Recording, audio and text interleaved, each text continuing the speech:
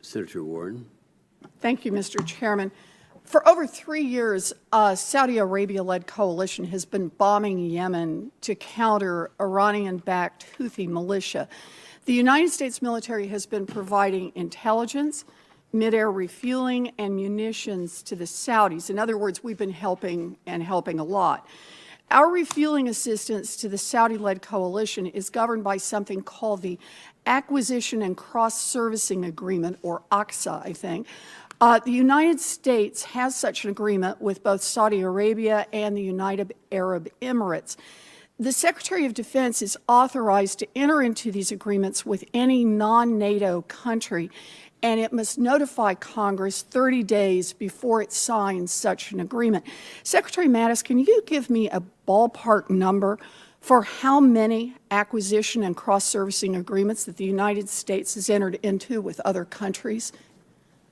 I'll have to take it for the record, and I'll get back. I think I can get back to you very quickly on that, Senator Warren. This was, as you know, a decision by the previous administration that we inherited, reviewed, and endorsed. So what I'm trying to get at, though, is how many of these agreements? You don't even have a ballpark for what the number is? I do not, Senator.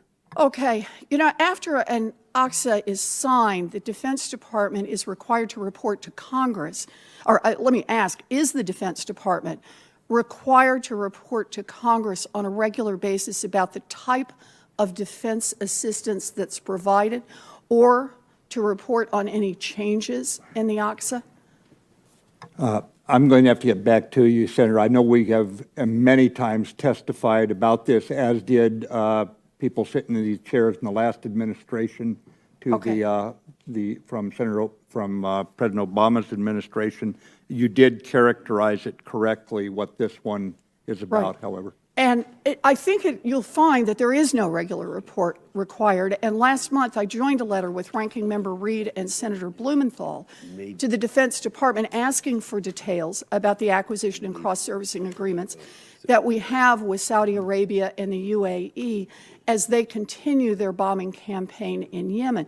Now, the DoD responded with copies of the congressional notifications for these agreements.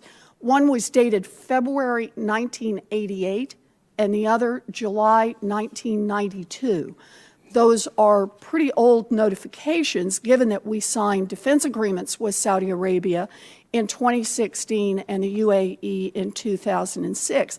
Now, I'm concerned that these agreements have existed not just with Saudi Arabia and the UAE, but with many other countries and with very little oversight from Congress during the administration of both parties.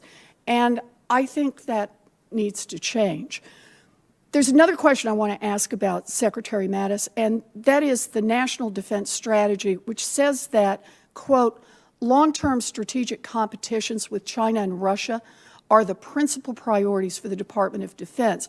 The strategy stresses the need to modernize existing equipment, to invest in advanced capabilities, and to enhance the readiness of joint forces for a high-end fight.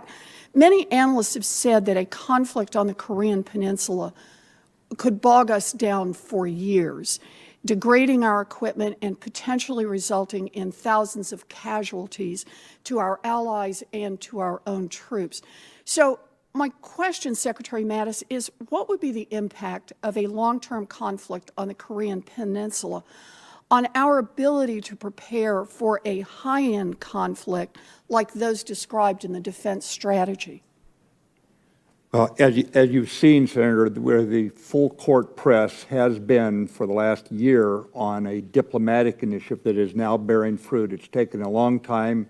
And there's a lot. I think it can be fruitful. We're all optimistic or hopeful, but we're just going to see how it works.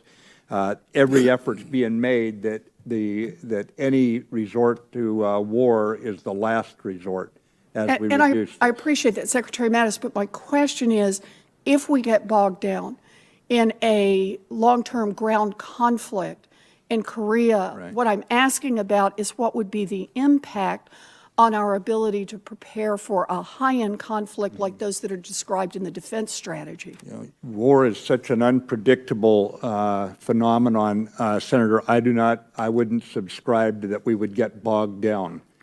In other words, it might go a lot faster. Neither you nor I can tell if it's going to take 2 years or 2 months. So I'm going to try a third time.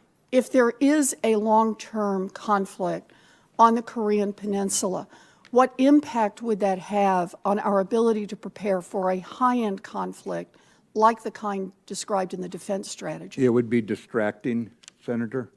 More than distracting?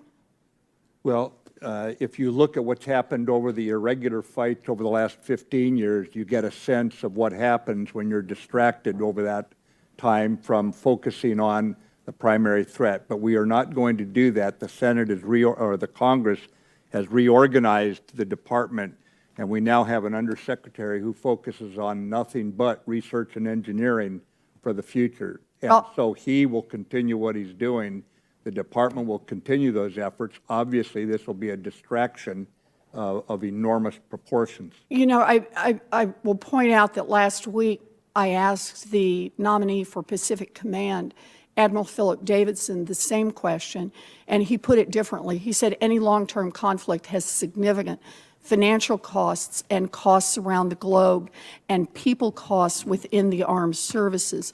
So I'm concerned about what would happen if we were in a position with both. But let me just So am I, say, Senator. good. I am very glad to hear about your commitment to a diplomatic solution with North Korea and that we not get bogged down into a long-term conflict there. Thank you, Mr. We've Secretary. been committed the entire administration's time, ma'am. Yes. Thank you, Mr. Secretary. Senator Ernst. Thank you, Mr. Chair. Gentlemen, thank you very much for your continued service to our country. Secretary Norquist, thank you and your team very much for sitting down with me not all that long ago to review the DOD audit and your progress there. I am very glad that you enjoy reading those audit reports. So thank you for your work on that. And Senator, I appreciate your interest in the subject. Thank you. Thank you very much. General Mattis, the Truman Carrier Strike Group, the Truman Carrier Strike Group just recently departed from Norfolk.